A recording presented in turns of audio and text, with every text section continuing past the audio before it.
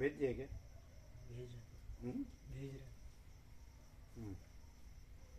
એટલે બધું આવી ગયું ને? હા, આવી આમ તો કાલે સાંજે સંપૂર્ણ આવી ગયું છે, એમાં જ બધું આવી જાય. Ultimate reality in totality.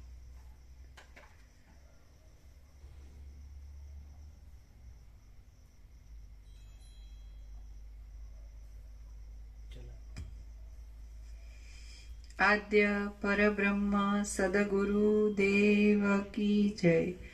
ઓમ શ્રી પરમાત્મને નમઃ. સદગ્રંથોમાં શિરોમણી શ્રી યોગ વાસિષ્ઠ મહારામાયણ ઉપશમ પ્રકરણ, પેજ નંબર 787, 787, સર્ગ 90મો. સ્વરૂપ અને અરૂપ ચિત્તનાશ. આ 90માં સર્ગમાં સ્વરૂપ અને અરૂપ એવી રીતે ચિત્તનો 2 પ્રકારનો નાશ કહેવામાં આવશે.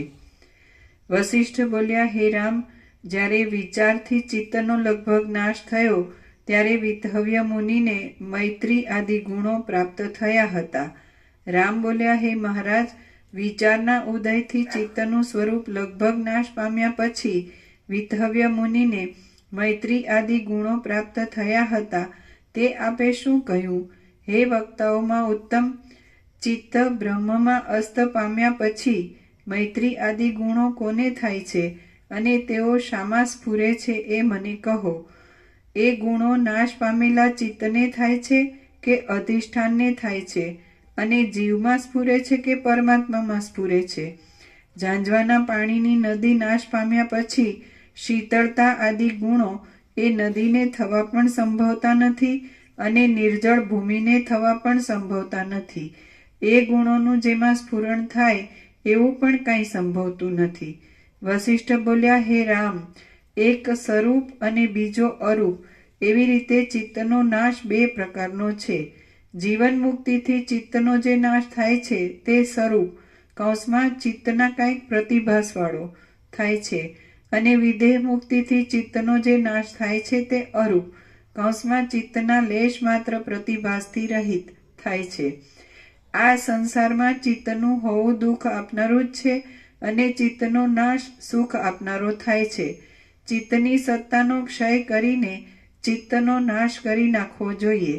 જે ચિત્ત અજ્ઞાનથી ઉત્પન્ન થયેલી વાસનાઓની જાળોથી વ્યાપ્ત હોવાને લીધે પુનર્જન્મનું કારણ થઈ પડે એવું હોય તે ચિત્તને સત્તાવાળું સમજો. એ સત્તાવાળું ચિત્ત કેવળ દુઃખદાયી જ છે. અનાદિકાળના અધ્યાસથી પ્રાપ્ત થયેલા દેહાદિકના ધર્મોને જે ચિત્ત મારા છે એમ માની લે તે ચિત્તને સત્તાવાળું સમજવું. સત્તાવાળું ચિત્ત જ અજ્ઞાની, દુઃખિત અને જીવ કહેવાય છે. જ્યાં સુધી ચિત્તની સત્તા હોય ત્યાં સુધી દુઃખનો ક્ષય ક્યાંથી જ થાય? ચિત્ત અસ્ત પામે ત્યારે જ સંસાર અસ્ત પામે છે. અજ્ઞાની પુરુષનું ચિત્ત વાસનાઓની જાળોથી અત્યંત દ્રઢતાને પ્રાપ્ત થયેલું હોવાને લીધે ખસેડી શકાય એવું હોતું નથી. માટે તે ચિત્ત દુઃખરૂપી વૃક્ષોના મૂળ રૂપ છે. એ સત્તાવાળું ચિત્ત દુઃખરૂપી વૃક્ષોના ઘણા ઘણા અંકુરોને ઉત્પન્ન કરે છે. રામ બોલ્યા, હે મહારાજ, કોના ચિત્તને નષ્ટ થયેલું ન સમજવું? નષ્ટ થયેલું ચિત્ત કેવું હોય છે? ચિત્તનો નાશ કેવા પ્રકારનો થાય છે અને ચિત્તની સ્થિતિ શાથી રહે છે? વસિષ્ઠ બોલ્યા, હે રામ, હે પૂછી જાણનારાઓમાં ઉત્તમ, ચિત્તની સ્થિતિ અજ્ઞાનથી થતી વાસનાઓની જાળોથી રહે છે એ હું કહી ચૂક્યો છું. હવે ચિત્તના નાશ વિશે કહું છું તે સાંભળો. જેમ પર્વતને શ્વાસના પવનો ડોલાવી શકતા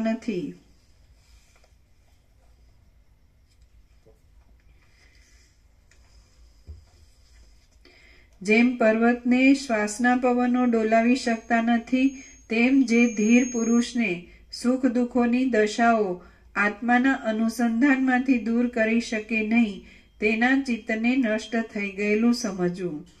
આ 7 વેંતનો દેહ હું છું અને દેહથી ન્યારું જે સર્વ છે તે હું નથી એવી રીતની ભાવના જે પુરુષને નીચ ન કરી નાખે તેનું ચિત્ત નષ્ટ થઈ ગયેલું કહેવાય છે. આપદા, કંગાલપણું, ઉત્સાહ, મદ, માંદાપણું અને મહોત્સવ જેના મુખના વર્ણને દબાવી શકે નહીં તેના ચિત્તને નષ્ટ થયેલું સમજવું. હે રામ, ચિત્તનો નાશ આવા પ્રકારનો સમજવો. આવી સ્થિતિ પ્રાપ્ત થાય ત્યારે ચિત્ત નષ્ટ થયેલું કહેવાય છે. જીવન મુક્ત પુરુષને ચિત્તના નાશની દશા આવા પ્રકારની હોય છે. દ્રશ્ય પદાર્થોને ભ્રાંતિથી સાચા સમજીને તેનું મનન કરવામાં આવે છે એ જ મૂઢતા છે એમ સમજો. એ મૂઢતા જ્યારે નષ્ટ થઈ જાય ત્યારે ચિત્તનાશ એ નામ ધરાવનારો ઉત્તમ સ્વભાવ ઉદય પામે છે. હે રામ, આવા પ્રકારનો ચિત્તનાશ કે જે જીવનમુક્ત પુરુષોના સ્વભાવ રૂપે હોય છે તેને જ કેટલાયક પુરુષો સત્વ એવું નામ આપે છે. આવા સ્વભાવવાળું જીવન મુક્તનું ચિત્ત મૈત્રી આદિ ગુણોથી યુક્ત થાય છે, ઉત્તમ વાસનાવાળું થાય છે અને પુનર્જન્મના સંબંધથી રહિત થાય છે. જેથી પુનર્જન્મ ન થાય એવી ઉત્તમ વાસનાવાળું જીવન મુક્તનું ચિત્ત સત્વ એ નામથી કહેવામાં આવે છે. યથાર્થ બ્રહ્મજ્ઞાનની પ્રાપ્તિને લીધે દેહાદિના અભિમાનથી રહિત થયેલું ચિત્ત વ્યવહારમાં આભાસ જેવું અનુભવમાં આવે એ ચિત્તનો સ્વરૂપ નાશ થયો કહેવાય છે અને તે જીવન મુક્તને હોય છે. જીવન મુક્તના આવી રીતે સ્વરૂપ નાશને પ્રાપ્ત થયેલા ચિત્તમાં જેમ ચંદ્રમાં સ્વચ્છ કાંતિએ રહે છે તેમ સ્વચ્છ મૈત્રી આદિ સંપત્તિઓ સર્વદા સર્વ પ્રકારની રહે છે. જેમ વસંતમાં મંજરીઓ દીપી નીકળે છે તેમ જીવન મુક્તના સત્વ એ નામથી ધરાવનારા ચિત્તરૂપી હિમાલયમાં મૈત્રી આદિ ગુણોની સંપત્તિઓ દીપી નીકળે છે. હે રામ, મેં જે ચિત્તનો અરૂપ નાશ કહ્યો એ તો વિદેહ મુક્તને જ થાય છે, કારણ કે વિદેહ મુક્તનું ચિત્ત અત્યંત નષ્ટ થવાથી આભાસ રૂપે પણ રહેતું નથી. જીવન મુક્તિના સમયમાં મૈત્રી આદિ સઘળા ઉત્તમ ગુણોથી મુક્ત રહેનારું ચિત્ત જ્યારે અત્યંત પવિત્ર પદરૂપ નિર્મળ વિદેહ મુક્તિને પ્રાપ્ત થાય ત્યારે અત્યંત નષ્ટ થઈ જાય છે. વિદેહ મુક્તિમાં જે અરૂપ નામનો ચિત્તનો નાશ થાય છે તેમાં ચિત્તનો લેશ માત્ર ભાગ પણ અવશેષ રહેતો નથી. વિદેહ મુક્તિમાં ગુણો પણ રહેતા નથી, દુર્ગુણો પણ રહેતા નથી, લક્ષ્મી પણ રહેતી નથી, ગરીબાઈ પણ રહેતી નથી, ચપળતા પણ રહેતી નથી, ઉદય પણ રહેતો નથી, અસ્ત પણ રહેતો નથી, હર્ષ પણ રહેતો નથી ને ક્રોધ પણ રહેતો નથી. તેમાં અંધારું રહેતું નથી, અજવાળું રહેતું નથી, સાયંકાળ રહેતો નથી, દિવસ રહેતો નથી, રાત્રિ રહેતી નથી, દિશાઓ રહેતી નથી, આકાશ રહેતું નથી, પાતાળ રહેતું નથી અને અનર્થો રહેતા નથી. વળી વાસના રહેતી નથી, રચના રહેતી નથી, તૃષ્ણા રહેતી નથી, વૈરાગ્ય રહેતો નથી, આસક્તિ રહેતી નથી, પ્રિય પણ રહેતું નથી અને અપ્રિય પણ રહેતું નથી. એ વિદેહ મુક્તિરૂપ પદ કોઈ પણ કર્માદિથી પ્રાપ્ત થતું નથી. એ પદ જીવન મુક્ત લોકોને પ્રારબ્ધના ક્ષયને અંતે જ પ્રાપ્ત થાય છે. જો શરદ ઋતુનું સ્વચ્છ આકાશ અંધકારથી પણ રહિત હોય, તેજથી પણ રહિત હોય, તારાઓથી પણ રહિત હોય, ચંદ્રથી પણ રહિત હોય, સૂર્યથી પણ રહિત હોય, વાયુથી પણ રહિત હોય, સંધ્યાથી પણ રહિત હોય, રજથી પણ રહિત હોય અને કોઈ જાતના ધબકારાથી પણ રહિત હોય તો તેની ઉપમા વિદેહ મુક્તિના પદને આપી શકાય. જેમ પવનોનું મોટું સ્થાન આકાશ છે તેમ સંસારના આડંબરના તથા બુદ્ધિના પારને પામેલા તત્વવેત્તાઓનું એ વિદેહ મુક્તિ નામનું પદ મોટું સ્થાન છે. એ પદ કે જે દુઃખોથી અત્યંત રહિત છે, ચેતન હોવા છતાં પણ ક્રિયાઓથી રહિત છે, આનંદરૂપ છે અને રજોગુણથી, તમોગુણથી તથા સત્વગુણથી પણ રહિત છે, તેમાં ચિત્તના અંશથી પણ અત્યંત રહિત થયેલા અને બ્રહ્મ સ્વરૂપને પામેલા મહાત્મા વિદેહ મુક્ત પુરુષો જ વસે છે. શ્રી યોગ વાસિષ્ઠ મહારામાયણમાં ઉપશમ પ્રકરણનો ચિત્ત વિચાર યોગોપદેશ નામનો સર્ગ 90મો સમાપ્ત. સર્ગ 91મો. શરીરનું બીજ ચિત્ત અને ચિત્તનું બીજ પ્રાણ, ચલન તથા વાસના છે. આ 91મા સર્ગમાં જીવોની તે યોનિમાં જે ગતિ થાય છે તેનું બીજ શરીર છે, શરીરનું બીજ ચિત્ત છે અને પ્રાણનું ચલન તથા વાસના એ બે ચિત્તના બીજ છે એમ કહેવામાં આવશે. રામ બોલ્યા, હે વક્તાઓમાં ઉત્તમ, આ જગતરૂપી વનની અંદર બ્રહ્મરૂપી આકાશમાં રહેલા માયારૂપી પહાડમાં વિચિત્ર ભુવનોરૂપી વૃક્ષો ઉગેલા છે, તારાઓરૂપી વિચિત્ર કળીઓ શોભી રહી છે, અને દેવતાઓ તથા દૈત્યોરૂપી પક્ષીઓ ઉડ્યા કરે છે.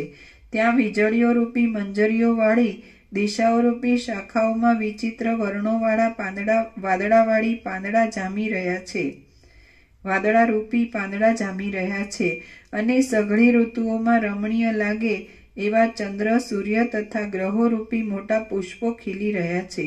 વળી તે વનમાં 7 સમુદ્રોરૂપી વાવો દીપી રહી છે, સેંકડો નદીઓ લોકોના મનોનું આકર્ષણ કર્યા કરે છે, અને 14 લોકમાં રહેનારા અનંત પ્રાણીઓ પોતપોતાની જીવિકાઓને મેળવ્યા કરે છે. તે વનને વાસનાઓરૂપી ગૂંચળાથી ઘેરી લઈને ભરપૂરપણાથી રહેલી, વિસ્તીર્ણ આકારવાળી, જરા તથા મરણરૂપી ગાંઠોવાળી, સુખ દુઃખોરૂપી ફળોની પંક્તિઓવાળી, અત્યંત દ્રઢ મૂળોવાળી અને મોહરૂપી જળથી સિંચાયા કરતી આ સંસ્કૃતિ કૌંસમાં જીવોની તે યોનિઓમાં ગતિ, આ સંસ્કૃતિ રૂપી દ્રાક્ષની લતાનું બીજ કોણ છે? તે બીજનું બીજ કોણ છે? તે બીજનું બીજ કોણ છે? અને તે બીજના બીજનું બીજ કોણ છે? હે મહારાજ, ફરી પણ બોધની વૃદ્ધિને માટે અને જ્ઞાનના સારભૂત બ્રહ્મપણાની સિદ્ધિને માટે આ સઘળું આપ સંક્ષેપથી મને કહો. વસિષ્ઠ બોલ્યા, હે રામ, જેની અંદરના લિંગ દેહમાં અનંત વિચિત્ર કાર્યો કરનારા શુભાશુભ કર્મોરૂપી મોટા અંકુરો રહ્યા છે, એવું શરીર જ સંસ્કૃતિ રૂપી દ્રાક્ષની લતાનું બીજ છે એમ સમજો. જેમ શરદ ઋતુમાં પૃથ્વી વૃક્ષોની શાખાઓથી ગહન અને ફળ તથા પાંદડાથી શોભે છે, તેમ શરીરરૂપી બીજથી જ એ વેલ વૃદ્ધિ પામેલી છે. એ શરીરનું બીજ ચિત્ત છે કે જે ચિત્ત સંપત્તિ વિપત્તિઓની દશાઓના ભંડારરૂપ છે, દુઃખોરૂપી રત્નોના ડાબલારૂપ છે, અને આશાના દાસરૂપ છે. આ ભૂત, ભવિષ્ય અને વર્તમાન શરીરો ચિત્તથી ઉદય પામે છે. ચિત્તથી શરીરોનો ઉદય થવો કેમ સંભવે એવી શંકા રાખવી નહીં, કેમ કે સ્વપ્નાવસ્થામાં ચિત્તથી જ શરીરનો ઉદય થતો આપણા સર્વના અનુભવમાં આવે છે. જેમ માંદા માણસને ઉત્પાતો દેખાડવાના સંકલ્પવાળા ગંધર્વ લોકોના ચિત્તથી ગોખોવાળું અને પ્રકાશિત આકારવાળું ગંધર્વનગર ઉત્પન્ન થાય છે, તેમ આપણા ચિત્તથી આ શરીર ઉત્પન્ન થાય છે. હે રામ, જેમ ઘડા તથા કુંડા આદિ પદાર્થો માટીનું જ વિશાળ રૂપ છે, તેમ જે કાંઈ આ મોટા આડંબરવાળું જગત જોવામાં આવે છે તે પણ ચિત્તનું જ વિશાળ રૂપ છે. વૃત્તિઓરૂપી શાખાઓને ધરનારા એ ચિત્તરૂપી વૃક્ષના પ્રાણનું ચલન અને દ્રઢ વાસના એ બે બીજ છે. જ્યારે પ્રાણ નાડીઓનો સ્પર્શ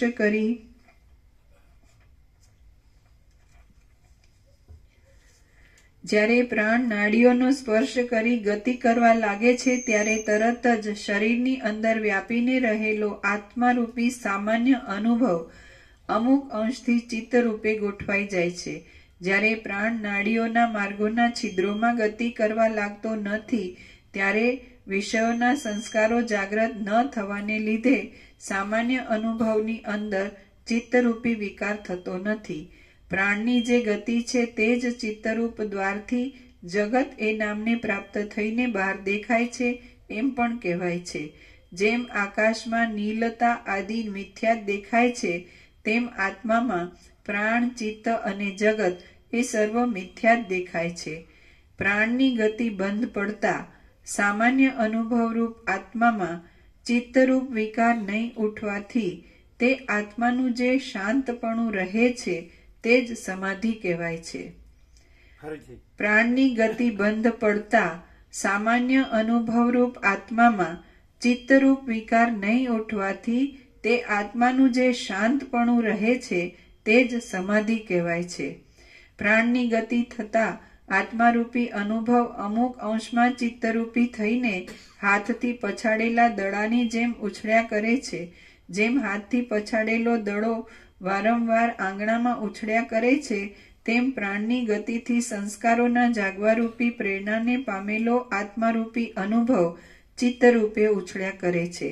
જેમ વાયુથી ગંધ વિક્ષેપ પામે છે, તેમ સત્ય સર્વમાં વ્યાપક અને સૂક્ષ્મ કરતાં પણ અત્યંત સૂક્ષ્મ અનુભવ પ્રાણની ગતિથી ઉપર કહેલો વિક્ષેપ પામે છે. હે રામ, માટે અનુભવને વિક્ષેપથી રહિત રાખવો એ જ પરમ કલ્યાણ છે એમ સમજો. એ વિક્ષેપનું કારણ પ્રાણની ગતિ છે, માટે તે ગતિને રોકવામાં આવે તો આત્મામાં વિક્ષેપ ઉઠે જ નહીં. આત્મા ચિત્તરૂપે ગોઠવાયો કે તરત જ બહારના વિષયોમાં અત્યંત રાગથી દોડે છે. દોડીને તે વિષયોનો ઉપભોગ કરે છે અને ઉપભોગ કરવાથી તે ચિત્તરૂપ થયેલા આત્માને અનંત દુઃખો પ્રાપ્ત થાય છે. એ ચિત્ત જો બહારના વિષયોથી વિમુખ થઈને આત્માના બોધને અર્થે ઉદ્યોગ કર્યા કરે તો તેને એ પામવા યોગ્ય નિર્મળ પદ પ્રાપ્ત થાય છે. હે રામ, માટે ચિત્તના બીજરૂપ પ્રાણની ગતિથી અને વાસનાઓની પ્રેરણાથી આત્માને વિક્ષેપ ન આવવા દો તો તમે મુક્ત જ છો. આત્મામાં જે વિક્ષેપનું ઉઠવું છે એ જ ચિત્ત છે એમ સમજો, અને તે ચિત્તે જ લોકોને દુઃખી કરી નાખનારી આ સંસારરૂપી અનર્થોની જાળ પાથરેલી છે એમ સમજો.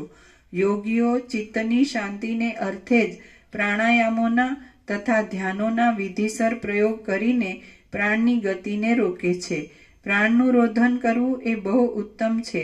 આત્માને વિક્ષેપો રહિત રાખનાર છે, ચિત્તની શાંતિરૂપ ફળ આપનાર છે અને સમતાનું મોટું કારણ છે. હે રામ, પ્રાણનું ચલન ચિત્તનું બીજ છે એ વિષય મેં તમને કહી સંભળાવ્યો. હવે વાસના ચિત્તનું બીજું બીજ છે એ વિષય કે જે તત્વવેત્તાઓએ પ્રકટ કરેલો છે અને અનુભવેલો છે તે કહું છું, તમે તે સાંભળો. પૂર્વકાળની દ્રઢ ભાવનાને લીધે દેહ આદિ પદાર્થોને હું અને મારું ઇત્યાદિ રૂપે જે સ્વીકારી લેવામાં આવે તે સ્વીકારવું એ જો પૂર્વાપરના વિચાર વિનાનું હોય તો તે વાસના કહેવાય છે. હે રામ, વાસનાના તીવ્ર વેગથી જોડાયેલો પુરુષ પોતાથી જ્યારે જે વસ્તુનું અનુસંધાન કરે છે ત્યારે તુરત સઘળી બીજી સ્મૃતિઓથી રહિત થઈને તે વસ્તુમય થઈ જાય છે. વાસનાએ પરવશ કરેલો અને ધારેલી વસ્તુમય થઈ ગયેલો પુરુષ જે વસ્તુને જુએ છે તે વસ્તુને સાચી માનીને મોહ પામે છે. વાસનાના વેગથી પરવશ થયેલો હોવાને લીધે તે પોતાના સ્વરૂપને ત્યજી દે છે અને ખોટી આસક્તિવાળો થઈને મદ્યના મદવાળા માણસની જેમ સંસારરૂપી વિપરીત દેખાવને જોવા લાગે છે. જેમ ઝેરથી પરવશ થયેલો માણસ દુઃખોથી ઘેરાઈ જાય છે, તેમ અંદર રહેલી વાસનાથી પરવશ થયેલો પ્રાણી ખોટી સમજણવાળો થઈને દુઃખોથી ઘેરાઈ જાય છે. અનાત્મામાં આત્માની ભાવના કરવી અને મિથ્યામાં સાચાપણાની ભાવના કરવી એ જ ખોટી સમજણનું સ્વરૂપ છે અને તે જ ચિત્ત છે એમ સમજો.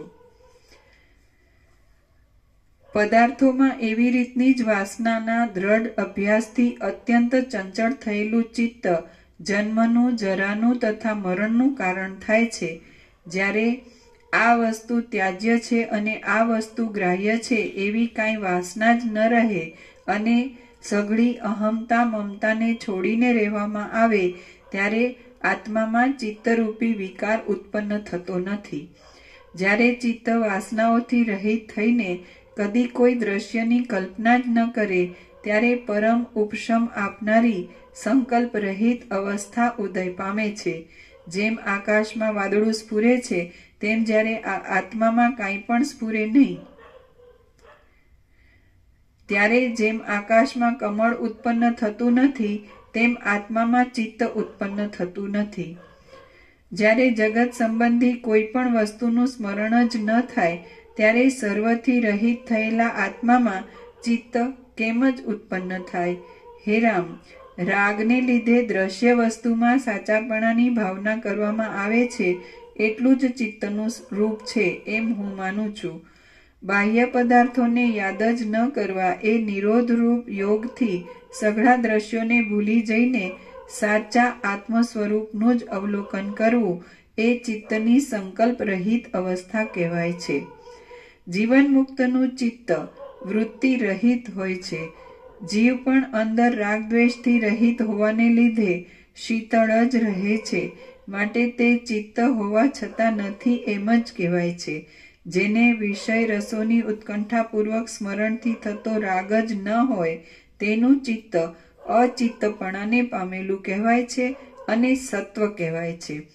જેને પુનર્જન્મ આપનારી ઘાટી વાસના હોતી નથી તે પુરુષ જીવન મુક્ત અને સત્વસ્થ કહેવાય છે. જેમ કુંભારનો ચાકડો કામ પૂરું થઈ રહ્યા પછી પણ વેગ સમાપ્ત થાય ત્યાં સુધી ફર્યા કરે છે, તેમ જીવન મુક્ત પુરુષ અનાત્મ પદાર્થોની વાસના વિનાનો હોવા છતાં પણ પ્રારબ્ધનો વેગ સમાપ્ત થાય ત્યાં સુધી વ્યવહાર કર્યા કરે છે. જેઓની વાસના વિષયોના સ્વાદથી રહિત થયેલી હોવાને લીધે ભૂંજાયેલા બીજની પેઠે આભાસ માત્ર હોવાથી પુનર્જન્મરૂપી અંકુરને ઉત્પન્ન કરનારી ન હોય તેઓ જીવન મુક્ત કહેવાય છે. જેઓનું ચિત્ત સત્વપણાને પામેલું હોય છે એવા અને જ્ઞાનના પારને પહોંચેલા એ જીવન મુક્ત લોકો અચિત્ત ચિત્ત વિનાના જ કહેવાય છે. પ્રારબ્ધનો ક્ષય થાય ત્યારે એવો વિદેહ મુક્ત થાય છે. હે રામ, એક પ્રાણની ગતિ અને બીજી વાસના એ બે ચિત્તના બીજ છે. એમાંથી એક ક્ષીણ થતાં તરત બંને ક્ષીણ થઈ જાય છે. જેમ ઘટાકાશની અંદર જળ ભરવામાં ઘડો અને જળાશય બંને મળીને કારણરૂપ થાય છે પણ જુદા જુદા કારણરૂપ થતા નથી, તેમ પ્રાણની ગતિ અને વાસના બંને મળીને ચિત્તના જન્મના કારણરૂપ થાય છે પણ જુદા જુદા કારણરૂપ થતા નથી. એકલી પ્રાણની ગતિ કે એકલી વાસના ચિત્તને જન્મ આપે એમ નથી. જેમ તલમાં તેલ રહે છે તેમ પ્રાણની ગતિ વાસનાની અંદર રહે છે અને વાસના પ્રાણની ગતિની અંદર રહે છે.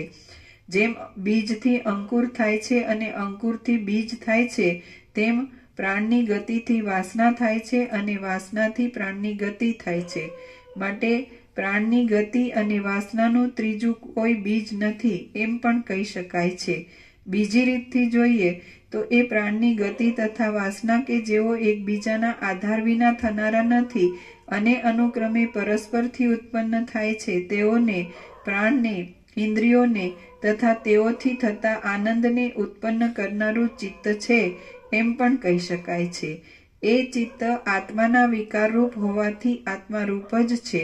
તેમજ પૂર્વે ભોગવેલો વિષયાનંદ અને વર્તમાન જીવન પણ વાસનારૂપ જ હોવાથી બંને સાથે મળીને ચિત્તને ઉત્પન્ન કરે છે. અને જેમ પુષ્પમાં સુગંધ રહી છે તથા તલમાં તેલ રહ્યું છે તેમ પૂર્વે ભોગવેલો વિષયાનંદ વર્તમાન જીવનમાં રહ્યો છે અને વર્તમાન જીવન પૂર્વે ભોગવેલા વિષયાનંદમાં રહ્યું છે. વાસનાથી પ્રાણની ગતિ થાય છે, પ્રાણની ગતિથી વાસના થાય છે અને ચિત્તથી વાસના તથા પ્રાણની ગતિ થાય છે. એટલે એવી રીતે બીજના તથા અંકુરના જેવો ક્રમ ચાલ્યો જ આવે છે. વાસના પોતે ઉછળી આત્મામાં ક્ષોભ કરીને પ્રાણની ગતિને જાગ્રત કરે છે અને તેથી ચિત્તરૂપ બાળક જન્મે છે. તેમજ પ્રાણ પોતે ગતિ કરી આત્મામાં ક્ષોભ કરીને રાગાદી વાસનાને પ્રેરે છે, તેથી ચિત્તરૂપ બાળક જન્મે છે. હે રામ, આ રીતે પ્રાણની ગતિ અને વાસના ચિત્તના બીજરૂપ છે. એમાંથી એક નાશ પામે તો તે બંનેનો નાશ થાય છે અને ચિત્તનો પણ નાશ થાય છે. જેમ વાયુનો ઓઘ કાળથી પાકી ગયેલા ફળને ક્ષણ માત્રમાં પાડી નાખે છે, તેમ ક્ષય પમાડેલી વાસના ચિત્તરૂપી વૃક્ષને ક્ષણ માત્રમાં પાડી નાખે છે. એ ચિત્તરૂપી વૃક્ષ સુખ દુઃખોના મનરૂપી ગતિવાળું છે, શરીરરૂપી મોટા ફળવાળું છે, કાર્યોરૂપી પાંદડાવાળું છે, ક્રિયાઓરૂપી લતાઓથી વીંટાયેલું છે, તૃષ્ણારૂપી કાળોતરી નાગણીના નિવાસરૂપ છે, રાગ તથા રોગરૂપી બગલાઓના ઘરરૂપ છે, અજ્ઞાનરૂપી મૂળવાળું છે, અત્યંત દ્રઢ છે અને ઇન્દ્રિયોરૂપી પક્ષીઓના સ્થાનરૂપ છે. હે રામ, આ ચિત્તરૂપી રજની ડમરી એ સઘળી આશાઓરૂપી દિશાઓમાં ફેલાયેલી છે, ચૈતન્યરૂપી નેત્રને ઢાંકી દેનારી છે, ચપળ વાદળા જેવા તથા થાંભલા જેવા આકારવાળી છે અજ્ઞાનરૂપી ઉકરડામાંથી ઉઠેલી છે. તૃષ્ણાઓરૂપી તરણાઓથી વ્યાપ્ત છે. સ્ફૂર્તિ નાની નાની વૃત્તિઓરૂપી કણીઓની ભારે ગરબડવાળી છે. ઘૂમવામાં કોઈ પણ પરિશ્રમ પામતી નથી અને અંદર રહેલા આત્મારૂપી સૂર્યના પ્રકાશને દેખાવા દેતી નથી અને તે પ્રાણરૂપી પવનની ગતિ રોકવાથી ક્ષણ માત્રમાં લીન થઈ જાય છે. ચિત્તના બીજરૂપ પ્રાણની ગતિ અને વાસના એ બંનેનું બીજ શબ્દાદિ વિષયો છે એમ પણ કહી શકાય છે, કેમ કે શબ્દાદિ વિષયોથી હૃદયમાં પ્રાણની ગતિનું તથા વાસનાનું સ્ફુરણ થાય છે. પ્રિય અપ્રિય શબ્દાદિ વિષયોના સ્મરણથી જ પ્રાણની ગતિ તથા વાસના ઉદય પામે છે. માટે શબ્દાદિ વિષયો બીજ છે એમ કહેવામાં આવે છે. જેમ મૂળના છેદનથી વૃક્ષ તુરત નષ્ટ થઈ જાય છે, તેમ શબ્દાદિ વિષયોના ત્યાગથી પ્રાણની ગતિ અને વાસના મૂળ સહિત તુરત નષ્ટ થઈ જાય છે. શબ્દાદિ વિષયોને આત્માથી અભિન્ન ધારવા એ જ શબ્દાદિ વિષયોનો ત્યાગ છે, કેમ કે આત્મા જ પોતાના ધીરપણાને ત્યજી દઈ શબ્દાદિ વિષયો જેવો થઈને ચિત્તના બીજરૂપ થાય છે. જેમ તલ તેલ વિનાનો હોતો નથી, તેમ શબ્દાદિ વિષયો પણ આત્મા વિનાના હોતા જ નથી. બહારના તથા અંદરના જે કોઈ વિષયો છે તેઓ આત્માથી જુદા છે જ નહીં. જે આત્મા છે તે જ સંકલ્પથી સ્ફુરીને પોતાથી પોતામાં જ શબ્દાદિ વિષયોને દેખે છે. જેમ સ્વપ્નમાં મરણ તથા બીજા દેશમાં સ્થિતિ આત્માના પોતાના ચમત્કારથી જ થાય છે, તેમ જાગ્રતના વિષયો પણ આત્માના પોતાના ચમત્કારથી જ થાય છે. આત્માને વિવેક દશામાં જે પોતાના તત્વનું જ્ઞાન થાય છે તે પણ પોતાના સંકલ્પથી જ થતું હોવાને લીધે સ્વપ્ન જેવું જ છે, કેમ કે અદ્વિતીય સ્વરૂપમાં તત્વજ્ઞાન આદિ કાંઈ પણ વાસ્તવિક રીતે સંભવતું નથી. હે રામ, માટે જેમ બાળકને પોતાના સંકલ્પથી ઉઠેલા ભ્રમથી જ વેતાલ દેખાય છે, તેમ જીવાત્માને પોતાના સંકલ્પથી ઉઠેલા ભ્રમથી જ આ જગતરૂપી જાળ દેખાય છે. જેમ ભ્રાંતિથી ઠૂંઠામાં પુરુષ દેખાય છે, તેમ જીવાત્માને પોતામાં ભ્રાંતિથી શબ્દાદિ વિષયો દેખાય છે. જેમ જાળિયામાં પેઠેલા સૂર્યના તથા ચંદ્રના કિરણોમાં લાકડીના જેવા તેજનો આકાર તથા ઉડતા ત્રસરેણુઓ દેખાય છે, અને જેમ વહાણમાં બેઠેલાને કાંઠાના પર્વત ચાલતા લાગે છે, તેમ જીવાત્માને પોતામાં જગત દેખાય છે. જેમ રજ્જુમાં દેખાતું સર્પપણું અને ચંદ્રમાં દેખાતું બેપણું સારી રીતે અવલોકન કરવાથી ટળી જાય છે, તેમ આત્મામાં દેખાતું જગતરૂપી મિથ્યા જ્ઞાન યથાર્થ જ્ઞાનથી ટળી જાય છે. આત્મા શુદ્ધ જ છે અને તેમાં જગત મુદ્દલ છે જ નહીં, એવી રીતનો જે દ્રઢ નિશ્ચય થાય તે યથાર્થ જ્ઞાન જ છે, એમ વિદ્વાનોએ સિદ્ધાંત કર્યો છે. આ આત્માને પૂર્વે જોયેલું તથા પૂર્વે નહીં જોયેલું જે કાંઈ દ્વૈત દેખાય છે તેને સમજુ પુરુષે પ્રયત્નથી ટાળી નાખવું જોઈએ. એ ટાળી નાખવામાં નથી આવતું એટલો જ આત્માને સંસારનો સંબંધ છે, અને એ ટાળી નાખવામાં આવે એ જ મોક્ષ છે એમ સિદ્ધ થાય છે. જગતનું દર્શન એ જન્માદિ અનંત દુઃખને માટે છે, અને જગતના દર્શનથી રહિત થઈને ચેતનપણાથી રહેવું એ અવિનાશી સુખને માટે છે. હે રામ, માટે તમે જગતના દર્શનનો ત્યાગ કરીને ચૈતન્ય એક રસ તથા પૂર્ણાનંદ થાઓ. આત્મા કે જે જગતના દર્શનથી રહિત છતાં ચૈતન્ય છે તે જ તમે છો. રામ બોલ્યા, હે મહારાજ, જગતના દર્શનનો ત્યાગ કરીને ચેતન રહેનારો પુરુષ કેવો થાય? જગતનું દર્શન ટળી જાય તો જડપણું પ્રાપ્ત થયા વિના રહે નહીં. એ જડપણું કેવી રીતે ટળે? વસિષ્ઠ બોલ્યા, હે રામ, જીવન મુક્ત પુરુષ વ્યવહારના આભાસ માત્રને દેખાડે છે, પણ તેના મનમાં ભૂત ભવિષ્ય તથા વર્તમાન કાળની કોઈ પણ વસ્તુમાં સત્યતા માનવારૂપી ભ્રાંતિ હોતી નથી. એટલા માટે તે પુરુષ જગતના દર્શનનો ત્યાગ કરનારો છે અને ચૈતન્ય છે. વસિષ્ઠ બોલ્યા, હે રામ, જીવન મુક્ત પુરુષ વ્યવહારના આભાસ માત્રને દેખાડે છે, પણ તેના મનમાં ભૂત ભવિષ્ય તથા વર્તમાન કાળની કોઈ પણ વસ્તુમાં સત્યતા માનવા રૂપી ભ્રાંતિ હોતી નથી. એટલા માટે તે પુરુષ જગતના દર્શનનો ત્યાગ કરનારો છે અને ચૈતન્ય છે. જે પુરુષને સેંકડો કાર્યો કરવા છતાં પણ જગતમાં સત્યપણાની ભ્રાંતિ ન હોય તે પુરુષ જગતના દર્શનનો ત્યાગ કરનારો અને ચૈતન્ય કહેવાય છે. જેની બુદ્ધિ વિષયોથી જરા પણ લેપાતી ન હોય તે પુરુષ જગતના દર્શનનો ત્યાગ કરનારો ચૈતન્ય અને જીવન મુક્ત કહેવાય છે. જ્યારે સઘળી વિષય વાસનાઓ ટળી જવાને લીધે આત્મ સ્વરૂપ વિના બીજું કાંઈ પણ નાશ પામે એવું નથી એમ માનવામાં ન આવે અને બાળકના તથા મૂંગા આદિના જ્ઞાનની પેઠે નિર્વિક્ષેપપણાથી રહેવામાં આવે ત્યારે જડતા વિનાના સ્વચ્છ અનુભવનો આશ્રય કર્યો કહેવાય છે. એ આશ્રય કરવાને લીધે જીવન મુક્ત પુરુષ ફરીવાર જન્મ મરણ આદિના લેપને પ્રાપ્ત થતો નથી. જેમ આકાશમાં મોટી નીલતા ઉદય પામે છે તેમ નિર્વિકલ્પ સમાધિ કરવાથી સઘળી વાસનાઓ વિનાનો બ્રહ્માકાર વૃત્તિરૂપી મોટો આનંદ ઉદય પામે છે કે જે આનંદમાં જીવન મુક્ત પુરુષો સર્વદા રહે છે. જીવન મુક્ત પુરુષનો એ બ્રહ્માકાર વૃત્તિરૂપ આનંદ પણ વિધેય મુક્તિના સમયમાં જીવન મુક્તની સાથે પરબ્રહ્મની અંદર લીન થઈ જાય છે. જગતના જગતરૂપે દર્શનનો ત્યાગ કરનારો મહાસુખી જીવન મુક્ત પુરુષ ચાલતા બેસતા સ્પર્શ કરતા અને ગંધ આદિનું ગ્રહણ કરતા પણ બ્રહ્માકાર વૃત્તિરૂપી આનંદથી યુક્ત રહે છે.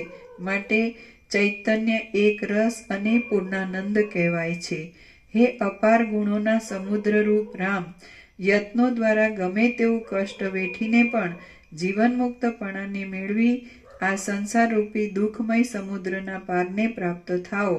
જેમ બીજમાંથી કાળે કરી આકાશ સુધી પહોંચનારું મોટું વૃક્ષ ઉઠે છે તેમજ જીવાત્માના સંકલ્પમાંથી આ અત્યંત મોટું જગત ઉઠેલું છે. જ્યારે જીવાત્મા સંકલ્પો કરી કરીને પોતાના દેહરૂપી આકારને કલ્પી લે છે ત્યારે એ જ જીવાત્મા આ જન્મોની જાળના બીજપણાને પ્રાપ્ત થાય છે. હે રામ, એ રીતે એ જીવાત્મા પોતાને વારંવાર જન્મો આપી તથા વારંવાર મોહ પમાડીને અંતે કોઈ સમયે સદ્ગુરુ આદિના સમાગમથી પોતાને મોક્ષ પણ પમાડે છે. એ જીવાત્મા જે વિષયની જે રૂપે ભાવના કરે છે તે વિષયરૂપ તે ક્ષણ માત્રમાં થઈ જાય છે. એટલા માટે જ્યાં સુધી પોતે વિષયોની ભાવનાઓથી રહિત ન થાય ત્યાં સુધી ઘણો કાળ વીતી જતા પણ પોતાના સત્ય સ્વરૂપને પ્રાપ્ત થતો નથી. હે રામ, આ દેવ, અસુર, રાક્ષસ, યક્ષ, કિન્નર કે માણસ એ કોઈ મુદ્દલ છે જ નહીં, પણ આત્મા જ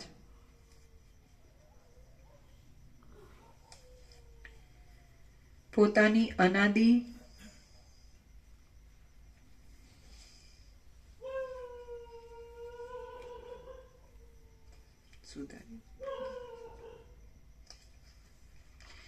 હે રામ, આ દેવ, અસુર, રાક્ષસ, યક્ષ, કિન્નર કે માણસ એ કોઈ મુદ્દલ છે જ નહીં, પણ આત્મા જ પોતાની અનાદિ સિદ્ધ માયાથી આ જગતરૂપી નાટકને રચી દેવ આદિના વેશો ધારણ કરીને નાચ્યા કરે છે.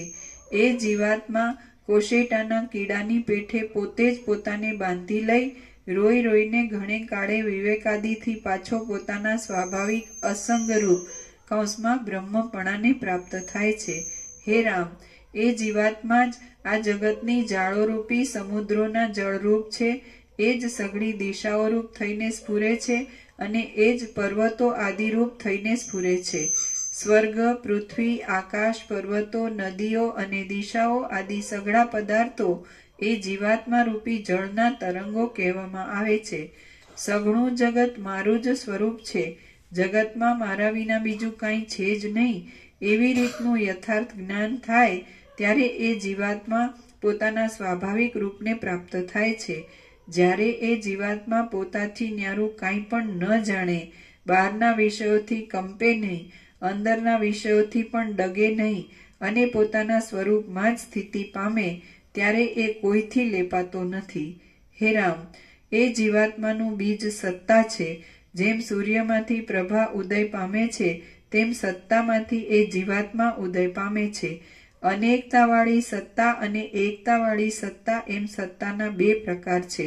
તેઓમાં જે એકતાવાળી સત્તા કૌંસમાં સમષ્ટિ સત્તા ઈશ્વર છે તે જીવાત્માનું બીજ છે. ઘટપણું, પટપણું, તુંપણું અને હુંપણું ઇત્યાદિ અનેક વિભાગોથી જે જુદી જુદી સત્તા કહેવામાં આવે છે તેને અનેકતાવાળી સત્તા સમજવી. એ અનેક વિભાગોને ત્યજી દઈને સર્વના સમાવેશવાળી જે વિસ્તીર્ણ એક સત્તા કૌંસમાં સમષ્ટિ સત્તા કહેવાય છે તેને એકતાવાળી સત્તા સમજવી. ઘટ સત્તા તથા પટ સત્તા ઇત્યાદિ જુદા જુદા વિભાગોનો ત્યાગ કરતા જે એકરૂપ મોટા રૂપવાળી અને લેપ વિનાની સમષ્ટિ સત્તા છે તે એકતાવાળી સત્તા કહેવાય છે. સત્તાના ઘટ પટ આદિ જે જુદા જુદા આકારો છે તે કદી પણ સાચા નથી અને સાચા નથી એટલા માટે તેઓનું ધ્યાન કરવાની પણ આવશ્યકતા નથી. એકતાવાળી જે નિર્મળ સત્તા ઈશ્વર છે તે અનેકતાવાળી સત્તાની જેમ કદી પણ નાશ પામતી નથી અને કદી પણ પોતાના સ્વરૂપને ભૂલતી નથી. કેટલાયક કહે છે કે કાળ જ જગતનું કારણ છે, કેટલાયક કહે છે કે પરમાણુઓ જ જગતનું કારણ છે અને કેટલાયક કહે છે કે જાતિ જ જગતનું કારણ છે. પણ તમે કાળને, પરમાણુઓને કે જાતિને કારણ નહીં માનતા સમષ્ટિ સત્તાને જ એટલે કે ઈશ્વરને જ જગતનું કારણ માનીને તેની ભાવના કરો. જો કે કાળ, પરમાણુઓ અને જાતિ પણ તેઓમાંથી જડ ભાગને કાઢી નાખતા બ્રહ્મરૂપ જ છે તો પણ દ્રશ્ય ભાગ રૂપે ભેદવાળા છે માટે વાસ્તવિક નથી. જેમાં ભેદ બુદ્ધિને કરાવનારો અને અનાત્માની આસક્તિ આપનારો કોઈ પ્રકારનો પણ ભેદ રહ્યો હોય તે પદાર્થ પવિત્ર કેમ જ હોય? હે રામ, તમે પોતામાં એ સમષ્ટિ સત્તાની ભાવના કરી પરિપૂર્ણ પરમ આનંદવાળા તથા સઘળી દિશાઓમાં ભરપૂર થઈને રહો. હે મહાપંડિત રામ, એ સમષ્ટિ સત્તાના પણ છેડે એટલે તેના પણ અધિષ્ઠાન રૂપ જે પરમ સત્તા પરબ્રહ્મ છે તે જ વાસ્તવિક રીતે જીવનું તથા જગતનું બીજ છે, કેમ કે એ સર્વ એમાંથી જ પ્રવર્તે છે. સમષ્ટિ સત્તાને છેડે કલ્પના વિનાનું અને આદિ અંત વિનાનું જે એ આદ્ય પદ છે તેનું કોઈ પણ બીજ નથી. એમાં જ સર્વનો લય થાય છે અને એ પોતે નિર્વિકાર રહે છે. એ પદમાં જેને સ્થિતિ મળી હોય તે પુરુષ ફરીવાર આ દુઃખરૂપી સંસારમાં જન્મ ધરતો નથી. એ પદ સઘળા કારણોનું કારણ છે અને એનું કારણ કોઈ નથી. એ પદ જ સઘળા સારોમાં સાર છે અને એથી અધિક કોઈ પણ સાર નથી. જેમ તળાવમાં કાંઠાના વૃક્ષો પ્રતિબિંબિત થાય છે તેમ એ ચૈતન્યરૂપી મોટા દર્પણમાં આ સઘળી વસ્તુઓ પ્રતિબિંબિત થયેલી છે. સઘળા વિષયો એ પદમાં અધ્યસ્ત હોવાથી જ ઇન્દ્રિયોને લીધે પ્રીતિ આપે છે અને જેમ જીભથી મધુર આદિ 6 રસો પ્રકટ થાય છે તેમ આનંદના સમુદ્રરૂપ એ પદથી જ પ્રકટ થાય છે. વિષયો પોતાથી સ્વાદ વિનાના હોવા છતાં પણ એ પદના યોગથી જ સ્વાદવાળા લાગે છે. એટલા માટે એ અત્યંત સ્વચ્છ બ્રહ્મ સ્વરૂપ સઘળા આનંદોમાં અત્યંત આનંદરૂપ છે અને સઘળા પ્રિયોમાં પણ અત્યંત પ્રિયરૂપ છે. હે રામ, આ બ્રહ્માંડોના સમૂહો એ પદમાં જ ઉત્પન્ન થાય છે. ઉત્પન્ન થયા પછી એમાં જ રહે છે, એમાં જ વધે છે, એમાં જ ફેરફાર પામે છે, એમાં જ ક્ષીણ થવા લાગે છે અને એમાં જ ગળી જાય છે. એ પદ ભારેમાં ભારે છે, હલકામાં હલકું છે, સ્થૂળમાં સ્થૂળ છે અને સૂક્ષ્મમાં સૂક્ષ્મ છે. એ પદ દૂરમાં દૂર છે, સમીપમાં સમીપ છે, નાનામાં નાનું છે અને વૃદ્ધમાં વૃદ્ધ છે. એ પદ તેજના તેજરૂપ છે, અંધારાના પણ તત્વરૂપ છે, સઘળી વસ્તુઓના અધિષ્ઠાનરૂપ છે અને દિશાઓના પણ અવકાશરૂપ છે. એ પદ જગતમાં પ્રસિદ્ધ નથી. જગતમાં જે કાંઈ પ્રસિદ્ધ છે તે પણ એ જ છે. જગતના અભાવરૂપ પણ એ જ છે, દ્રશ્ય પણ એ જ છે, જે કાંઈ અદ્રશ્ય છે તે પણ એ જ છે. સ્વરૂપથી એ હું છું અને અહંકાર રૂપી એ હું નથી. હે નિર્દોષ રામ, સર્વ પ્રકારના પ્રયત્નો કરીને પણ જે રીતે એ પરમ પવિત્ર પદમાં તમને સ્થિતિ મળે તેમ કરો. એ પદ નિર્મળ છે, અવિનાશી છે અને એ જ આત્માનું વાસ્તવિક સ્વરૂપ છે.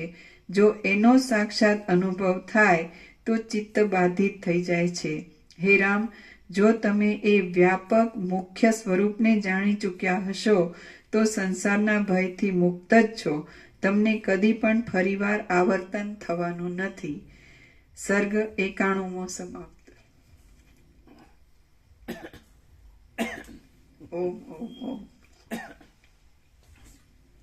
લગભગ ઉપસમ પ્રકરણ પૂરું થવામાં છે નહીં, વધારે નહીં હોય.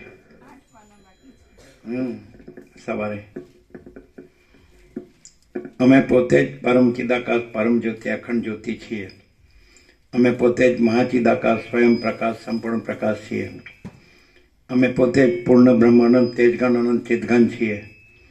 અમે પોતે જ પરમાકાશ કેવલ અનંત શુદ્ધ તેજઘન છીએ. અમે પોતે જ પરમાકાશ અખિલ આત્મા પૂર્ણ બ્રહ્મ પરમાત્મા છીએ. અમે પોતે જ પરમ ચિદાકાશ પરમ જ્યોતિ અખંડ જ્યોતિ છીએ. અમે પોતે જ અનંત પૂર્ણ પરમ ચિદાકાશ પરમ શાંતિ છીએ. અમે પોતે જ સ્વયં સિદ્ધ સ્વયં પ્રકાશ સ્વયં પૂર્ણ સ્વસ્વરૂપ છીએ.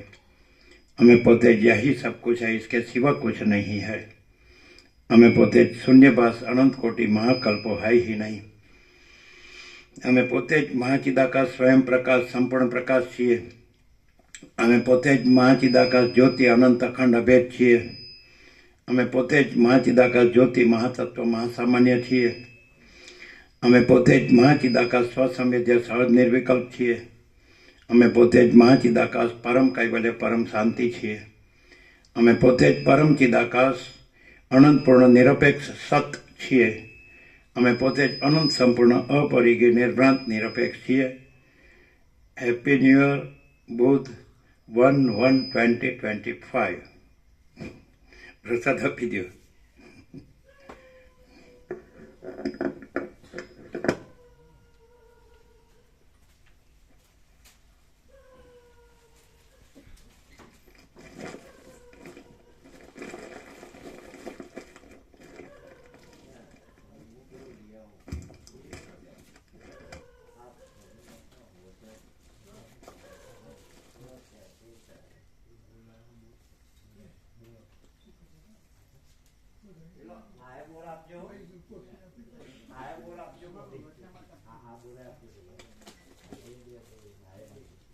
એ બધું આપણને આપો, બધાને બધાને આપવાનું છે ને. આપો આપો આપો.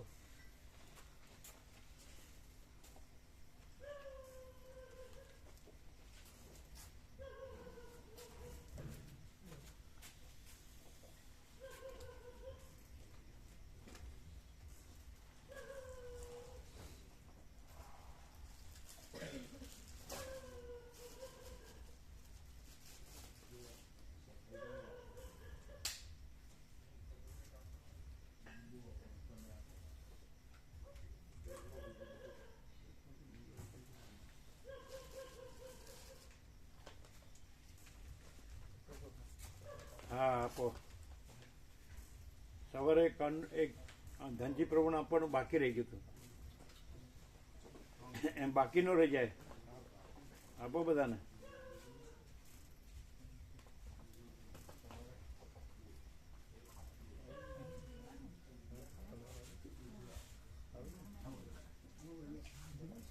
એ તમારે લેવાનું છે ને. લીધું એક જ છે ને. આવી ગયું ને તમારે? આવી ગયું તમારે? આવી ગયું. બીજા કોણ આવ્યા તમારી સાથે? બસ 4 જ જણા આવ્યા. અચ્છા, એ બીજા જે સવારે ન આવ્યો એને આપો.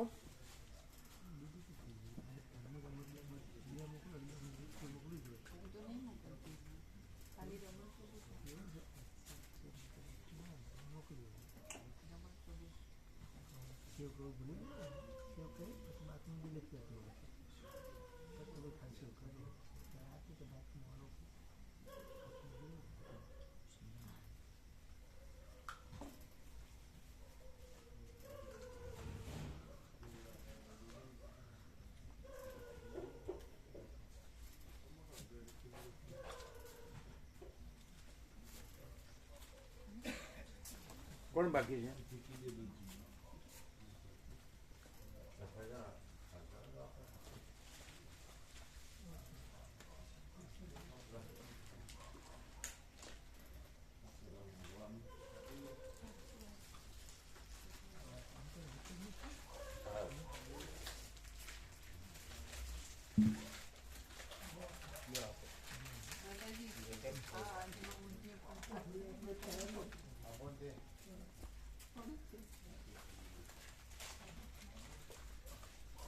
બનાવતા આવડતું નથી ને બનાવ્યું. બધા વાપર્યું નહીં હોય. વાપર્યું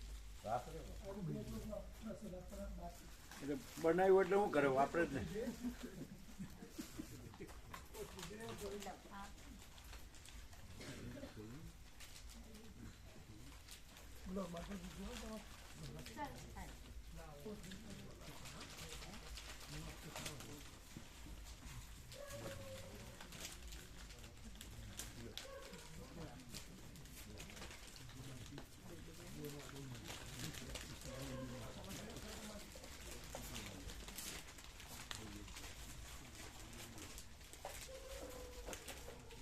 ભાઈ રહી ન જાય.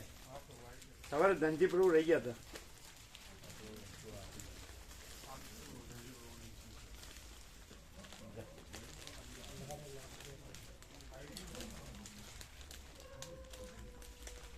ઊંધિયું વાપર્યું બધે નથી આવડતું. કેવી રીતે બનાવ્યું? ભગવાનની કૃપા ભાવિકો ઉપર. એ વાપર્યું હતું બધા બરોબર થયું નહીં હોય. શાક જેવું થયું છે મિક્સ સબ્જી. ઊંધિયું ન આવડે. ઊંધું આવડે. ઊંધું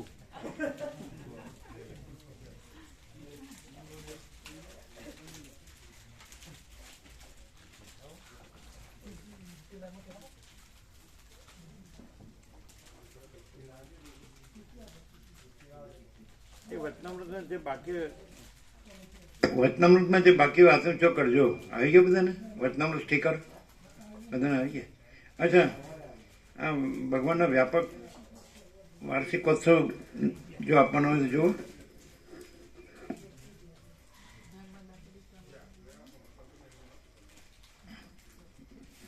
શું કે છે? એ ભગવાનના વ્યાપક વાર્ષિકોત્સવ નું લિસ્ટ જેને બાકીઓને આપો, સુધારેલું.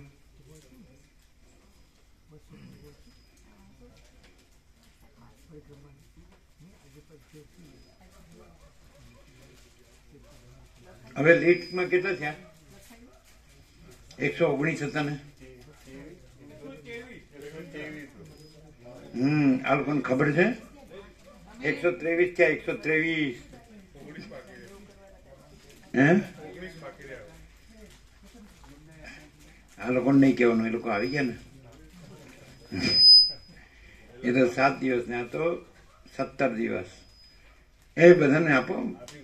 લીટ મળી બધાને ભગવાનના વ્યાપક વાર્ષિકોત્સવ. અચ્છા, એ ઊંધિયું બધા વાપર્યું હતું અને આવડતું નથી ને. હું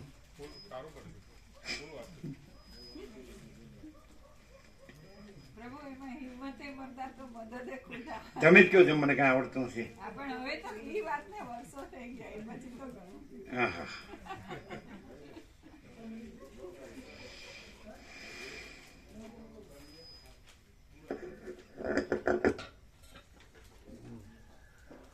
ये ले लो सब है.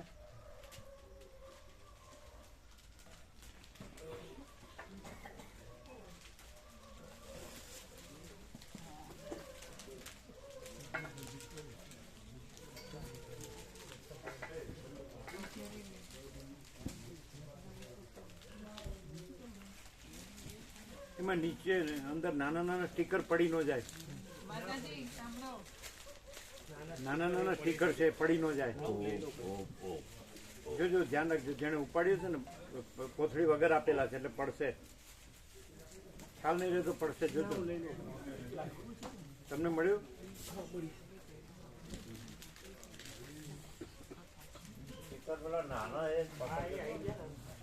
નાના ધ્યાન રાખજો, પડી ન જાય. કોથળી વગર આપ્યું ને એટલે નીકળી ના જાય. હવે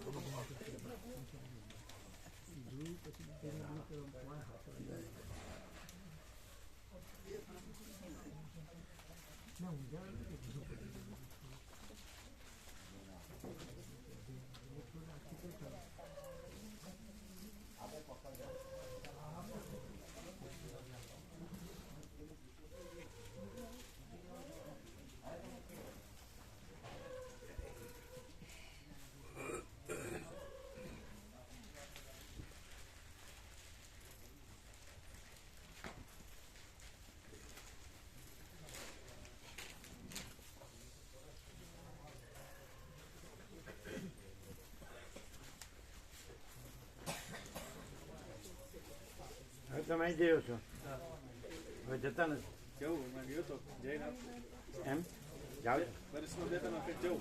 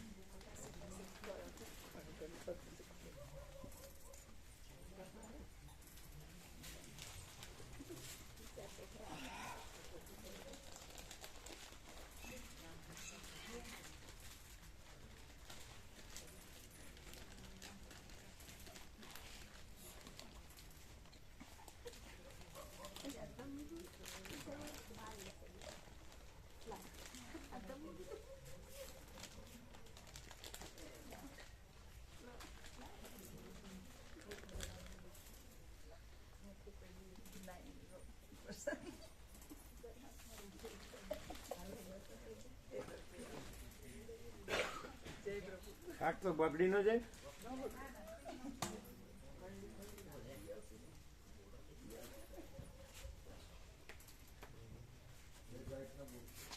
વાપર્યું હતું રેવા પ્રભુ બરોબર હતું. હા અત્યારે એટલે વાપરે છે બધા અને આવડતું નથી.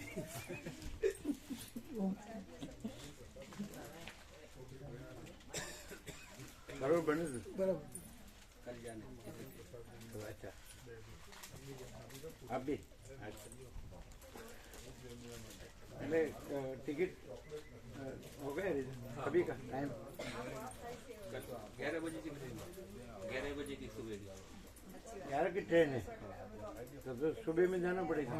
8:30 નીકળી 8:30 સત્સંગ પતાવી તત્વબોધ પતે એટલે તરત નીકળશે. અને લઈ જવા માટે આપશો ને બધું હા વેલા બનાવી દઈશું. ફૂલ. હા તત્વબોધ પહેલા જ બધું પાછું હા તૈયાર કરી તત્વબોધ પહેલા જ બધું સવારે પાછું બસ તૈયાર રાખશે એટલે કરી ભાઈ સતત પતાવી છે. ફૂલ આપજો હા કારણ કે સવારનું બપોરનું પાછું કાલ સવારનું હા. પરમદી સવારનું 3 ટાઈમનું ફૂલ 3 આપજો ટાઈમ. બરાબર. હા અને 4 જણનું હા 5 છે. 5 એમને પણ કેતન બહુ બેઠા. આપજો ફૂલ. હા પણ મૂકી આવશો શેફ મૂકી આવશો હા ક્યાંથી કાં से बैठने ગાંધીનગર गांधीनगर हाँ तो અમુક છે. ट्रेन पकड़ो बराबर चूके नहीं હા પ્રભુ. એટલે લેટ નહીં થતા. ના એટલે સત્સંગ ભાઈ તૈયારી રાખી સત્સંગ નીકળી જશે. तो भाई चाय नाश्ता फूल देना. હા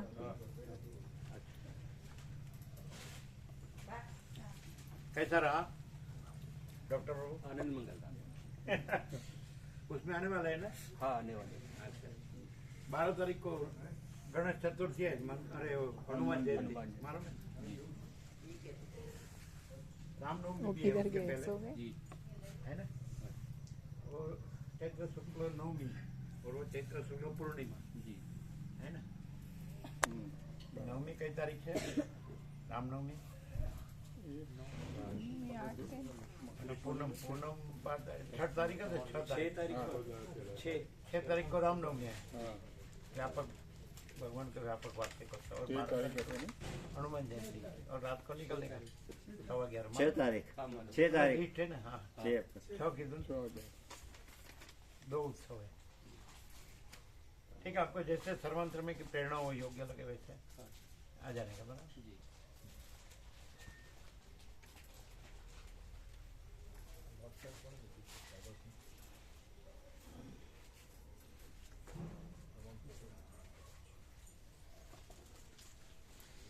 ચા નાસ્તો તો ફૂલ આપજો.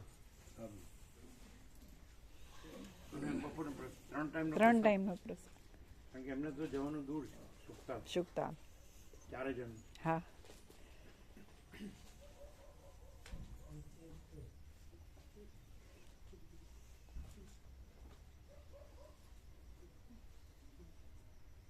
તો શાક બગડે નહીં અત્યારે લઈ જાય તો? ન બગડે. એ આખું તળીને થાય. આખું બધા જ શાક તળીને થાય એટલે બગડે નહીં. એવું છે.